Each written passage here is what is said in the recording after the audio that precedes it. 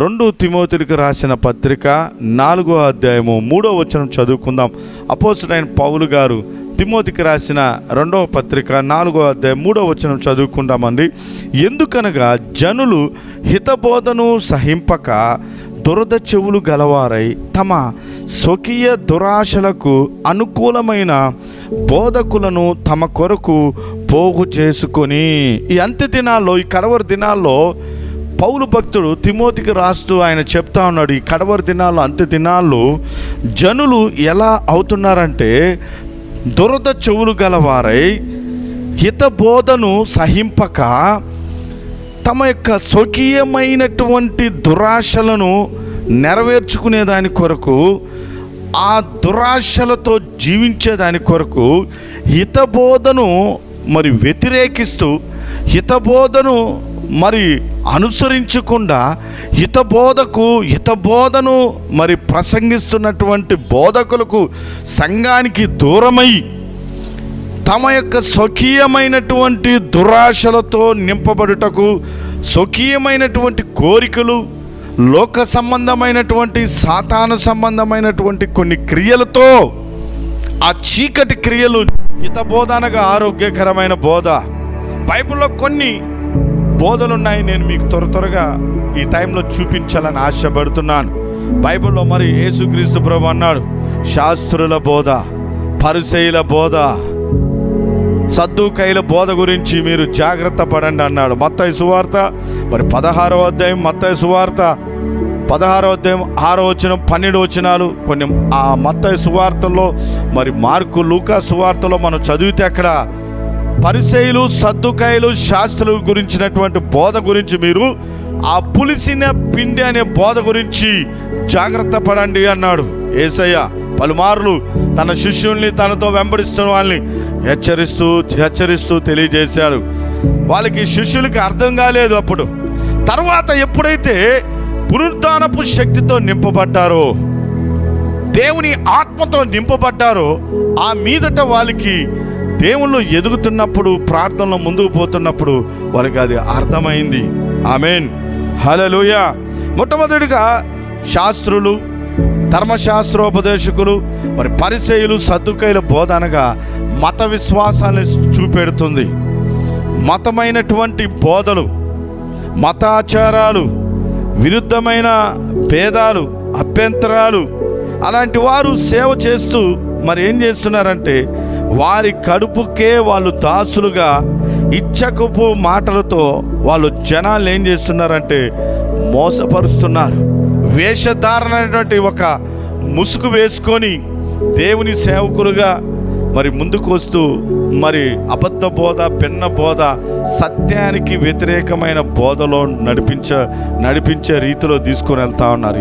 ఈనేటి దినాల్లో ప్రియ దేవుని బిడ్డలారా, ఎన్నో రకాలైనటువంటి బోధలు, విచిత్రమైన బోధలు, మరి సాతాను సంబంధమైనటువంటి వెలుగుదూత వేషంతో భ్రమపరచు ఆత్మల కింద, అబద్ధపు క్రీస్తు అనేటువంటి ఆత్మల కింద ఎన్నో రకాలైన బోధలు, ఎంతో మంచిగా జీవిస్తున్న బిడ్డల్ని వాళ్ళు దురద చెవులు గలవారై మరి ఒకరి ద్వారా ఒకరు ఏమవుతున్నారంటే వారి యొక్క స్వకీయమైనటువంటి దురాశలు, గర్వము, లోబడలేనితనం, అహంకారము, పాపపు క్రియలతో జల్సాగా జీవించడం, అపవిత్రతతో బ్రతకడం, ఇలాంటి కొన్ని రకాలైనటువంటి క్రియలతో నింపబడి దేవుని యొక్క సత్యము నుండి తొలగిపోయి ఏమవుతున్నారంటే నాశనపు ఊబిలోకి వెళ్ళిపోతున్నారు.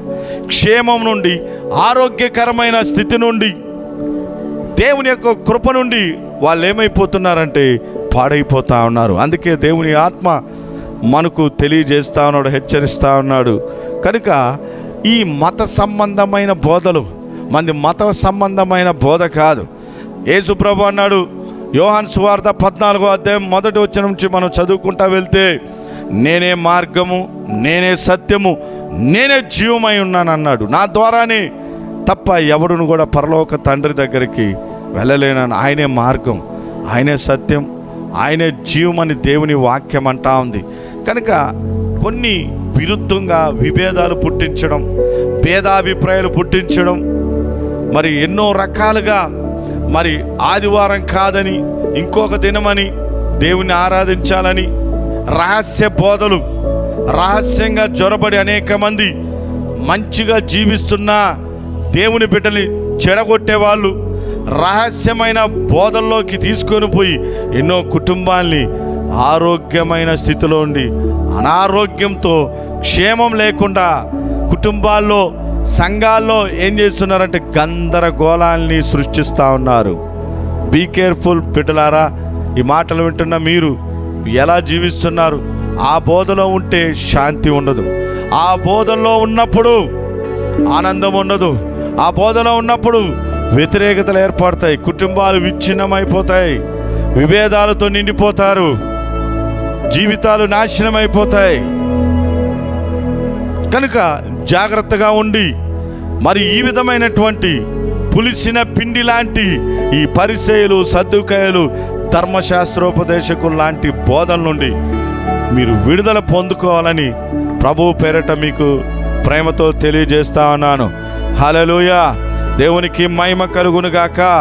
ఇంకో విధంగా మనం చూస్తే తిమోతి పత్రిక రెండవ తిమోతి పత్రిక 2వ అధ్యాయం 16 నుంచి 18 వచనాలు మనం చదువుకుంటూ పోతే పౌలు భక్తుడు అక్కడ మరి రాస్తూ తెలియజేస్తున్నారు. వారిలో హుమనయ్యును ఫిలేతును ఉన్నారు.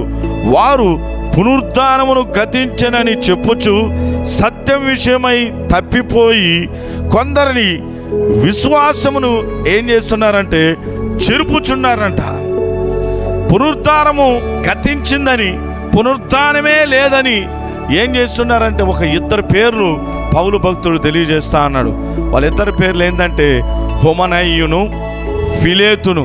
వీళ్ళు ఏం చేస్తున్నారంటే అనేక మంది యేసు ప్రభుని అంగీకరించిన వాళ్ళు, దేవుణ్ణి ఆరాధిస్తున్న వాళ్ళు, కొత్తగా ప్రభువులో వచ్చిన వారి దగ్గరికి వెళ్ళి వాళ్ళ కన్ఫ్యూజన్ వాళ్ళకి చేసి పునరుద్ధానం లేదు, ఇక్కడే మనకు ఏదైనా, ఇక్కడే మనము జీవించాలి, ఏదైనా మనం చేసుకోవచ్చు, ఇక్కడే మనం మారు మనసు, మనం రక్షించబడితే చాలు, మన ఆత్మ చనిపోతే పరలోకం వెళ్ళిపోతుంది, మరలా మన దేహము తిరిగి లేవదు అని పునరుద్ధానం లేదని ఈ హుమనయ్యును ఫిలేతును ఏం చేస్తున్నారంటే సంఘాన్ని చెరుపుతా ఉన్నారు.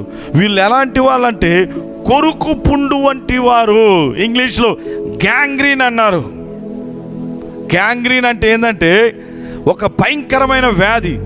ఈ కొరుకు పుండు వచ్చిన వాళ్ళు ఎలా అవుతారంటే అది ఏ భాగంలో వస్తుందో శరీరంలో ఆ భాగము ఏమైపోతుందంటే చచ్చుబడిపోతుంది, పుండుగా మారిపోతుంది. ఆ భాగం అంతా ఇంకా పని చేయదు. అది క్రమేణా ప్రాకి శరీరంలో అంతటికి వెళ్ళి అది నిర్జీవమైన స్థితిలో తీసుకొని వెళ్ళిపోతుంది, జీవం లేకుండా చేస్తుంది, బ్లడ్ సర్క్యులేషన్ లేకుండా చేస్తుంది. కనుక ప్రియ దేవుని బిడ్డలారా, ఈ విధంగా ఎప్పుడైతే ఇలాంటి బోధల్లో మరి ఇరుక్కుంటారో ఏమవుతారంటే కొరుకు పుండులాగా నీ ఆత్మను ఆ అబద్ధపు బోధ ఏం చేస్తుందంటే నిన్ను దహింపజేస్తుంది. నీ ఆత్మ రోజు రోజుకి ఏమైపోతాయి, క్షీణింపజేసి చీకటితో అంధకారంతో నిండుకొని జీవం లేకుండా పోతుంది.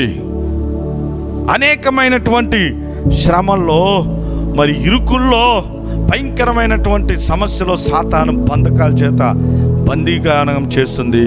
కనుక జాగ్రత్తగా ఉండాలి. మనం చూడండి యోహాను సువార్త 5వ అధ్యాయం 28-29 వచనాలు చదివితే ప్రభు అన్నాడు, ఆ కాలమున వచ్చుచున్నది, సమాధుల్లో ఉన్న వారందరూ ఆయన శబ్దమును విని మేలు చేసిన వారు జీవ పునరుద్ధానమునకు, కీడు చేసిన వారు తీర్పు పునరుద్ధానమునకు బయటకు వచ్చి మేలుకొందురు అంటున్నాడు. హల్లెలూయా, హల్లెలూయా. అదేవిధంగా కొరింథీయులకు రాసిన మొదటి పత్రిక 15వ అధ్యాయం 20-23 వచనాలు మనం చదువుకుంటా పోతే అక్కడ కూడా పౌలు భక్తుడు మరి తెలియజేస్తా ఉన్నాడు. ఆయన ప్రతి మనుష్యుడు వారి వారి వరుసలో బ్రతికింపబడునని, ప్రథమ ఫలముగా క్రీస్తు బ్రతికించబడి ఉన్నారు.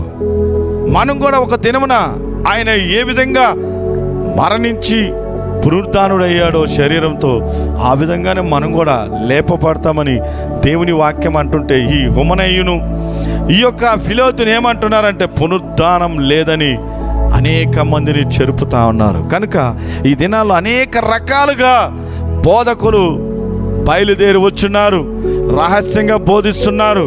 అనేక రకాలుగా ఇళ్లలో జ్వరబడి బాగున్న వ్యక్తులను, బాగా ఉన్నటువంటి భార్యాభర్తలను, కుటుంబీకులను నాశనం చేస్తూ ఉన్నారు. కనుక జాగ్రత్త వహించి, నువ్వు ఆరోగ్యకరమైన బోధలో ఉన్నావా, హిత బోధలో ఉన్నావా, క్షేమకరమైన బోధలో ఉన్నావా, ఉంటే నువ్వు దేవుని సన్నిధి నీతో ఉందని, దేవుని ఆత్మ నీతో ఉన్నాడని అర్థం. కనుక గమనించండి. అదేవిధంగా 3వ పాయింట్గా మనం చూస్తే బిలాము బోధ, సంఖ్యాకాండం 22వ అధ్యాయం 5వ వచనం. అదేవిధంగా ప్రకటన గ్రంథం 2వ అధ్యాయం 14 నుంచి 16 వచనాలు చదువుకుంటూ వెళితే, పేతురు రాసిన 2వ పత్రిక 2వ అధ్యాయం 15, 16 వచనాలు మనం చదువుకుంటూ వెళితే, బిలాము నడిచిన మార్గాన్ని వారు అనుసరించి తిన్నగా త్రోవ విడిచి తొలగిపోయారు అంటున్నాడు పేతురు భక్తుడు. బిలాము నడిచిన బోధను, బిలాము నడిచిన మార్గాన్ని వారు అనుసరించి ఏమవుతున్నారంటే, త్రోవ విడిచి వాళ్ళు ఏమైపోతున్నారంటే తొలగిపోతా ఉన్నారని పేతురు భక్తుడు తెలియజేస్తా ఉన్నాడు. బిలాము అంటే ఎలాంటి వాడంటే, ఆ దినాల్లో మరి ధనాపేక్ష పరుడై ప్రజలను విగ్రహాలకు అర్పించిన వాటిని తినమని, వ్యభిచారం చేసేలాగా ఆ విధంగా వాళ్ళని ఏం చేశాడంటే ప్రేరేపించి అబద్ధపు బోధలోకి వాళ్ళని ఇజ్రాయెల్ ప్రజల్ని మరి నెట్టినట్లుగా మనం చూస్తూ ఉన్నాం ఆ యొక్క వాక్యంలో. కనుక ప్రియ దేవుని బిడ్డలారా, బీ కేర్ఫుల్గా ఉండి, ఈ బిలాము లాంటి బోధ ఈ దినాలు అనేక మంది విగ్రహాలకు అర్పిస్తే ఏమవుతుంది, తింటే ఏమవుతుంది, వ్యభిచారం చేస్తే ఏం తప్పు, పాపం చేస్తే ఏం తప్పు, ఇట్లాగా రకరకాలుగా అనేక రకాలైనటువంటి మరి కల్పితమైనటువంటి బోధలతో నిండుకొని సంఘానికి దూరమై, దేవునికి దూరమై, పాపానికి దగ్గరై, సాతానుకు దగ్గరై, దేవుని బిడ్డలకి సావాసానికి దూరమై బిలాము మార్గాల్లో నడుస్తూ ఘోరమైన స్థితిలోకి వెళ్తా ఉన్నారు. కనుక ఈ దినాల్లో ఈ హిత బోధ గురించి, ఈ ఆరోగ్యకరమైన బోధలో నువ్వు ఉన్నప్పుడు నువ్వు మహిమతో నింపబడతావు, సంతోషం సమాధానం నీకుంటుంది, ఐక్యతగా ఉంటావు, నెమ్మదిగా ఉంటావు, విశ్రాంతి నీకు కలుగుతుంది. కనుక ఈ మాటలు వింటున్న ప్రియ దేవుని బిడ్డ, దేవుని కుమారుడా, దేవుని కుమార్తె, దయచేసి ఏ బోధను అనుసరిస్తున్నావో, ఏ యొక్క బోధలో నువ్వు ఉన్నావో బైబిల్ని బాగా చదువుతూ, బైబిల్ని ధ్యానం చేసి, ప్రార్థనలో ఎదుగుతూ, మంచి హితబోధ కలిగినటువంటి సంఘ కాపరి దగ్గర నువ్వు ఉంటూ ముందుకు పోయినప్పుడు నీ ఆత్మను, నీ ప్రాణాత్మ దేహాన్ని నువ్వు కాపాడుకుంటూ దేవుని రాజ్యానికి, ఆయన రాకడికి సిద్ధపాటు కాగలతో ప్రభు వచ్చినప్పుడు అపూర్వ శబ్దానికి మనము మరి విని ఆయన సన్నిధికి వేగంగా వెళ్ళే వాళ్ళుగా మార్చబడతాం. హల్లెలూయా, దేవునికి మహిమ కలుగునుగాక. కనుక బీ కేర్ఫుల్, జాగ్రత్త. ఈ కడవరి దినాల్లో మరి అనేకులు బిలాము లాంటి వాళ్ళు, మరి హుమనయ్యును, ఫిలేతు లాంటి వాళ్ళు, శాస్త్రులు, పరిసయ్యులు, సద్దుకాయి లాంటి వాళ్ళు, గారడి సీమోన్ లాంటి వాళ్ళు అనేక మంది రహస్యముగా జ్వరబడుతున్నారు. బిడ్డలారా, బంధువుల రూపంలో జ్వరబడవచ్చు, మరి కొలీగ్స్ రూపాల్లో జ్వరబడుతుండొచ్చు, ఫ్రెండ్స్ లాగా వస్తుండొచ్చు, మరి కాపర్ లాగా వస్తుండొచ్చు, అనేక రకాలుగా వస్తూ నిన్ను మోసం చేయుటకు, నిన్ను నాశనపు ఊబిలోకి నడిపించేదానికి, దొంగతనమును, నాశనమును, హత్య చేయుటకే వచ్చును కానీ ఇంక దేనికి రాడన్నట్లుగా వాళ్ళు తిరుగులాడుతున్నారు. కనుక మరి మీకు ప్రేమతో ప్రభు పేరట ఈ దినమున నేను తెలియజేస్తున్నాను. ఈ మాటలు విని మనం సత్య మార్గంలో, హిత బోధలో, ఆరోగ్యకరమైన బోధలో, యేసయ్య బోధలో, ఆయన చెప్పినటువంటి ఈ పరిశుద్ధ గ్రంథంలోని లేఖనంలో విషయంగా మనం ముందుకు పోతూ ఉన్నప్పుడు మనం ఆయన ఇచ్చే సమాధానం, ఆయన జీవము ఆశీర్వాదాన్ని మనం పొందుకోగలుగుతాం. హల్లెలూయా. చిన్న ప్రార్థన చేస్తాను, అందరం కళ్ళు మూసుకొని ప్రార్థనలో ఏకీభవిద్దాం. ప్రేమ కలిగిన మా తండ్రి పరిశుద్ధుడా, మీకు వేలాది వందనాలు, స్తుతులు, స్తోత్రాలు చెల్లిస్తున్నాం. అవును తండ్రి, ఈ కడవరి దినాల్లో, అంత్య దినాల్లో ఎన్నో రకాలైనటువంటి బోధలు నాయన, భిన్నమైన బోధలు, వ్యతిరేకమైన బోధలు, దురాశను అనుసరించే బోధలు నాయన, వాళ్ళకి అనుకూలమైన బోధలు నాయన, బోధకులు పోగు చేసుకుంటూ నాయన రహస్యంగా అనేక రకాలుగా నాయన మరి చెడిపోతున్నారు, పాపపు ఊబిలోకి నెట్టివేయబడుతున్నారు. బాగున్న ప్రజలు నాయన నాశనంలోకి వెళ్ళిపోతున్నారు. ప్రభువా, మీ సహాయం దయచేయండి. ఇలాంటి పరిస్థితుల్లో బంధించబడిన బిడ్డల్ని వాళ్ళ కళ్ళు తెరిపించమని అడుగుతున్నాను దేవా. అలాంటి బోధకుల్ని నాయన యేసు నామమున మీరు దూరపరిచి లయపరిచి నాయన మీ రక్తము ద్వారా విడుదల కలుగు చేయమని అడుగుతున్నాం. మీ సహాయం అనుగ్రహించమని అడుగుతున్నాం.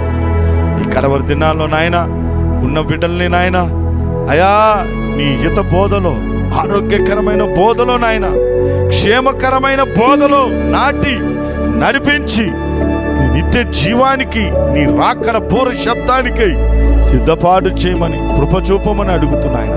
మీకు వేలాది వందనాలు, స్తుతులు, స్తోత్రాలు చెల్లించుకుంటూ మా తండ్రి యేసయ్య పరిశుద్ధమైన నామం పేరట ప్రార్థన చేసి అడిగి వేడుకొంచున్నాం తండ్రి. Amen, amen, amen. God bless you. దేవుడు మిమ్మల్ని అందరినీ దీవించి ఆశీర్వదించును గాక.